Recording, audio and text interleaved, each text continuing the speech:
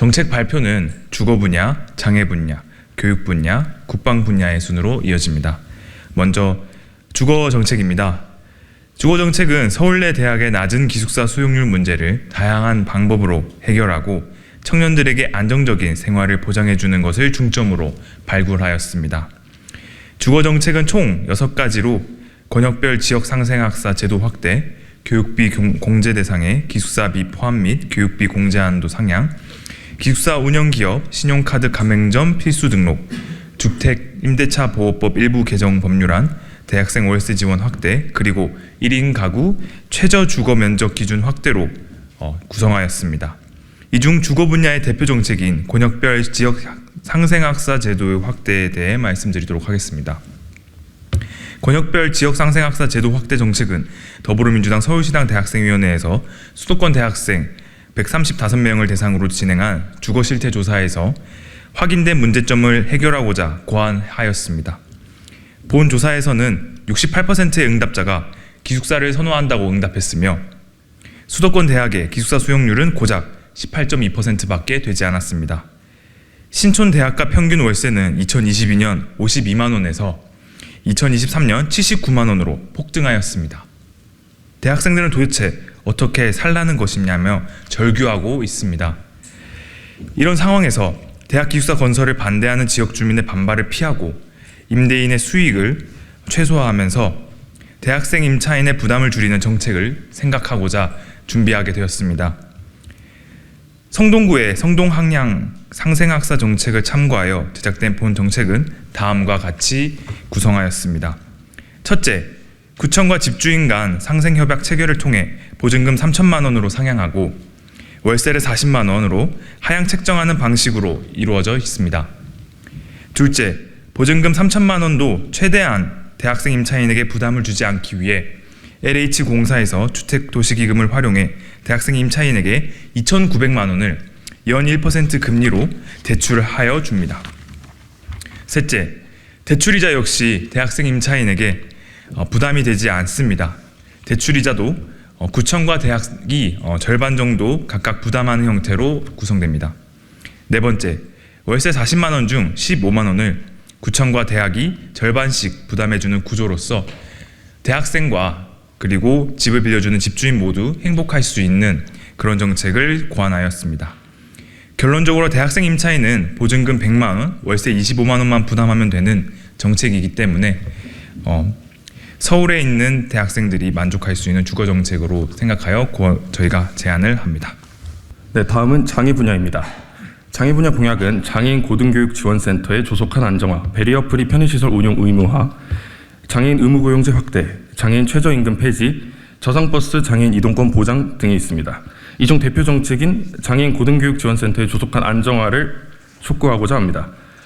장애인 고등교육지원센터는 개별 대학의 장애인 교육에 대한 모든 것을 일임하는 구조보다 종합적으로 다양한 측면을 반영하자는 취지로 시작되었습니다. 장애인 입학 전형 실시 이후에도 장애인 입학률은 계속해서 감소했고 입학한다고 해도 전문 직원의 부재와 맞춤형 지원의 부실로 인해 기존 장애학생 지원센터의 한계가 드러났기 때문입니다. 10,000명 이상 학생 수를 보유한 4년제 대학교 53개를 조사한 결과 교내 장애학생 수는 43.7명인데 반해 장애학생 지원센터 평균 내부 인력은 1.2명, 장애학생 지원센터 외부 인력은 0.3명인 것으로 알려졌습니다. 작금의 상황에서 장애학생이 학교 생활에 있어 받아야 할 지원 사항을 선택할 수 있는 수요자 중심 시스템과 이를 통합 관리할 수 있는 장애인 고등교육지원센터를 반드시 설치하여야 합니다. 장애인 고등교육지원센터는 23년 4월 장애인 특수교육법 개정을 통해 명문화되었지만 예산 부족 등의 이유로 실질적인 계획조차 알 수 없는 상황입니다. 지금 장애인 고등교육지원센터의 설립을 가로막고 있는 것은 크게 두 가지입니다. 첫 번째, 예산입니다. 2024년 정부 예산에서 장애인 고등교육지원센터의 운영비 10억이 책정되었으나 그 절반이 5억으로 아무 이유 없이 삭감되었습니다. 교육부는 예산 감액의 이유를 설명하고 예산을 원상 복귀할 수 있도록 노력해야 합니다. 역시 교육부는 해당 사업을 위탁할 경우 이를 상세히 검토하고 지원해야 합니다.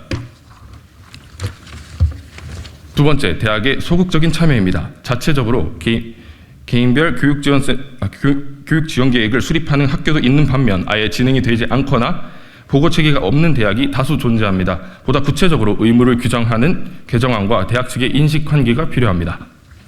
다음으로 교육정책입니다. 교육정책은 국가장학금 소득분위 개편, 총장선거 학생 투표 반영 비율 확대 및 학내 거버넌스 신설, 대학원생 인권보장제도 정비, 이렇게 총 3개로 구성되어 있습니다. 이 중 국가장학금 소득분위 개편 정책에 관해 설명드리도록 하겠습니다. 현 국가장학금 제도의 소득분위 산정 방식은 매우 허술합니다. 한국장학센터에서 제공한 2016년부터 2019년 사이 국가장학금 소득분위 산정 최신화 신청 현황에 따르면 총 최신화 신청 건수는 무려 11만여 건이며 그중 7만여 건의 소득분위가 재산정되었습니다. 이 중 2만여 건은 당초 소득분위가 국가장학금 수혜 대상이 아닌 9에서 19관이었지만 최신화 신청을 통해 1구간에서 8구간 사이로 재산정되어 수혜 대상에 포함되었습니다. 총 최신화 신청 건수, 그리고 이 최신화 신청이 받아들여져 재산정된 건수가 이렇게 상당한 것은 현재 국가장학금 소득분위 산정 방식에 허점이 있음을 의미합니다. 현 국가장학금 제도의 소득분위 산정 방식이 고려하지 않고 있는 요소는 다음과 같습니다. 첫째, 월소득 인정액 중 재산가액 산정 시 최근에 급변하는 공동주택 공시가격 상황을 고려하지 않습니다.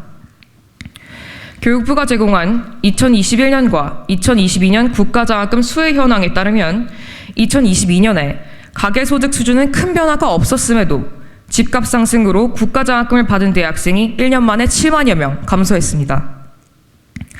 국가장학금 학자금 지원 구간 7, 8구간에 해당하는 월소득 인정액에서 재산가액을 제하고 근로소득, 사업소득만을 따지면 통계청가구 소득분위 5, 6구간 수준이며 작년 2분기 기준 6분위 소득은 월 평균 450만 원에 불과합니다. 기계적으로 총재산 규모만을 따져서는 안 됩니다. 둘째, 제3금융권 부채를 고려하지 않습니다. 현재의 제도는 오직 제1금융권과 제2금융권에서 발생한 부채만을 부채로 인정해 줍니다. 셋째, 부모의 연령을 고려하지 않습니다. 부모의 연령이 높아 노후 대비 자산을 축적해 두어야 하는 가계는 동일한 소득 분위 내의 다른 가계보다 실질 학비 부담 능력이 떨어질 수밖에 없습니다. 그러나 현재의 제도는 이 점을 전혀 헤아리고 있지 못합니다. 국가장학금 소득 분위는 실질적인 학비 부담 능력을 엄밀히 계산하여 산정되어야 합니다. 이에 다음의 내용을 촉구합니다. 첫째, 공동주택 공시가격의 급격한 변동을 완충할 수 있는 학자금 지원 구간 산정 방안을 마련해야 합니다. 둘째, 국가장학금 소득분위 산정 시 제3금융권 부채를 고려해야 합니다. 셋째, 부모의 연령이 높을수록 일정 금액을 공제해주는 미국의 국가장학금 배분 제도를 참고하여야 합니다. 마지막으로 소득분위 산정 기준 금액을 1.5배에서 2배 사이가량 상향하여 폭넓은 지원이 이루어질 수 있도록 해야 합니다. 마지막으로 국방 및 군 관련 공약입니다. 국방 및 군 관련 공약은 군 복무 학점 인정제 개편, 군 초급 간부 월급 인상 및 간 부식대 지원, 장교 가산점 제도를 제안합니다. 이 중 대표 정책으로 군 복무 학점 인정제 개편을 촉구합니다. 대한민국 국방부는 군 복무 중에도 대학 학점을 얻을 수 있게 만드는 제도인 군 복무 학점 인정제를 지속적으로 추진하고 있습니다.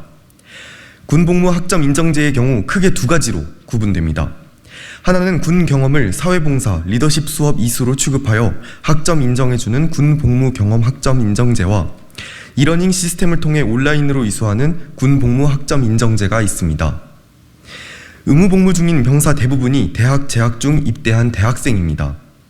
대부분의 현역 병사들은 군 복무는 학업 단절 및 인생의 공백기라는 부정적인 인식과 함께 2011년 국방부에서는 현역병을 대상으로 군 복무에 대한 국가적 보상 방안 설문조사 결과를 발표했습니다.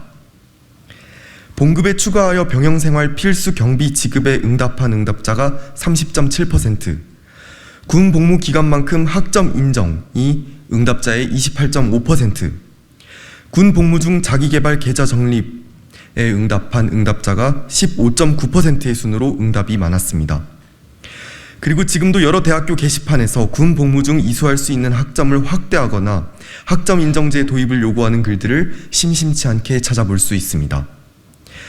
기존 군 복무 학점 인정제를 시행하는 대학은 24개로 전국의 대학 335개 중 10%도 안 되는 수준입니다. 또한 한 학기 이수 가능한 학점이 6학점으로 1년 최대 12학점밖에 이수할 수밖에 없는 상황입니다. 졸업 학점을 채우기 위해서는 턱없이 부족한 학점입니다. 이에 다음 두 가지를 촉구합니다. 첫째, 군 이러닝, 즉 온라인 학습으로 취득 가능한 학점을 1년 12학점에서 6개월 12학점으로 확대할 것을 촉구합니다. 둘째, 국립대학을 기준으로 군 복무 학점 인정제 확대 시행할 것을 촉구합니다. 이상으로 4대 분야 17개 정책 중 분야별 대표 정책을 모두 발표하였습니다. 대학생과 청년에는 관심도 없고 어떻게 하면 청년 복지 예산과 R&D 예산이나 더 깎을 수 있을지 고민하는 무지하고 무도하고 무책임한 윤석열 정부 때문에 미래가 어둡습니다. 국가의 미래라고 불리는 청년 세대가 버림받지 않도록 앞서 촉구한 정책들이 반드시 이번 총선 공약에 반영되길 간절히 소망합니다. 기자회견 이후에도 서울대 지역구 출마자분들과의 정책 간담회를 통해 제작한 정책들이 반드시 관철될 수 있도록 최선을 다하겠습니다.